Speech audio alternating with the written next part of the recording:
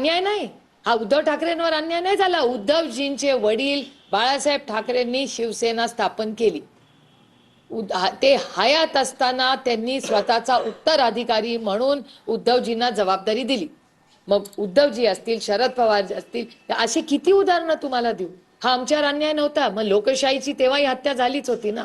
मग आता ती तर डायरेक्ट हातापायीवर आली आहे आणि अतिशय अस्वस्थ करणार आहे। म्हणजे हा राजकीय विषय नाहीये, हा अस्वस्थ करणारा विषय की ज्या महाराष्ट्रामध्ये छत्रपतींचा महाराष्ट्र, शाहू फुले आंबेडकरांचा महाराष्ट्र, यशवंतराव चव्हाणांचा महाराष्ट्र, आणि ते पण साताऱ्यात, कुठेही झालं तरी वाईटच आहे हो, त्यातून पवित्र आपल्या साताऱ्यात जाऊन अशी धक्काधुक्की होते, हे लाजिरवाणी आहे। आणि माझी अपेक्षा आहे की जसं महाराष्ट्राच्या माननीय मुख्यमंत्र्यांनी या खरात केसमध्ये स्टँड घेतला, तसंच राजकीय सगळं बाजूला ठेवून सुसंस्कृत महाराष्ट्राचे सुसंस्कृत मुख्यमंत्री म्हणून माझी माननीय देवेंद्रजींकडून अपेक्षा आहे की ह्याही कष्टामध्ये त्यांच्या कॅबिनेटच्या 2 मंत्री आहेत, कुठल्याही पक्षाचे असले तरी शंभूराजे त्यांचे कॅबिनेट मिनिस्टर आहेत, मकरंद आबा त्यांचे कॅबिनेट मिनिस्टर आहेत।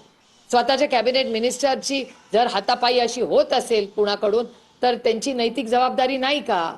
तुम्ही मायबाप सरकार आहात, तुम्ही महाराष्ट्राचे माननीय मुख्यमंत्री आहात। मी खूप अपेक्षेने देवेंद्रजींना विनम्र विनंती करते। या खराब प्रकरणातल्या विक्टिम्सच्या बाबतीमध्ये खूप असंवेदनशीलपणा दिसतोय यंत्रणांकडूनही आणि सोशल मीडियावर। तुम्हाला एक महिला म्हणून काय माझी एवढीच अपेक्षा आहे की आयडेंटिटी, बलात्कारामध्ये ह्या देशात कायदा आहे की ज्याच्यावर बलात्कार होतो त्याचं नाव किंवा ओळख कधीही बाहेर येता कामा नये। तशीच गोष्ट ह्याही केसमध्ये हवी किंवा कुठल्याही केसमध्ये हवी।